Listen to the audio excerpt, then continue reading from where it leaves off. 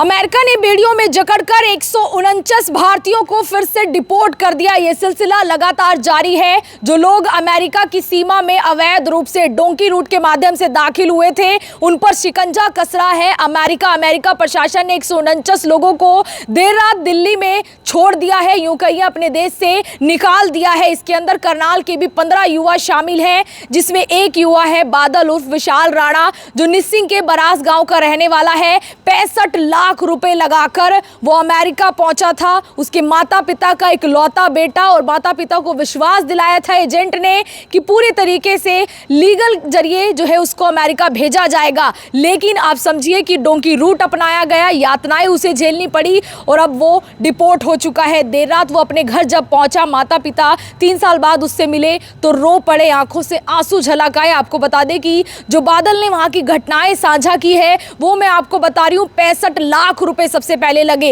1 एकड़ जमीन पापा ने बेच दी, उसके साथ ही 15 लाख का कर्ज बैंक से लिया, 10 लाख के गहने बेच दिए, यानी कि जितनी जमा पूंजी थी वो सब खत्म हो गई। लेकिन उनका इकलौता बेटा अमेरिका पहुंचा, और जब वो अमेरिका पहुंचा वहां कुछ दिन जेल में रहा। उसके बाद जब वो बाहर आया तो वहां ट्रक चलाने का काम करने लगा, और जब वो ट्रक चला रहा था तो पिछले साल नवंबर में टेक्सास में वहां की पुलिस ने उसे गिरफ्तार कर लिया, पकड़ लिया, और जब से लेकर अब तक वो उनकी गिरफ्त में था। और जब वो गिरफ्त में था तो जैसी यातनाएं उसने झेली वो बताई है। आपको बता दें, कहा जा रहा है कि इतनी ज़्यादा ठंड कर दी जाती थी, बाहर रात भर बैठा दिया जाता था, ठिठुरने के लिए छोड़ दिया जाता था, पीने के लिए उबलता हुआ गर्म पानी दिया जाता था, खाने के लिए उबली हुई गाजर दी जाती थी। ऐसी ऐसी यातनाएं उसने वहाँ पर झेली। आखिरकार उसने अपने देश लौटना ही आप समझिए बेहतर समझा, और अब वो डिपोर्ट हुआ है। सबसे बड़ी बात है कि लाखों रुपए लगाकर एजेंट किस तरीके से एक परिवार का परिवार उजाड़ सकते हैं,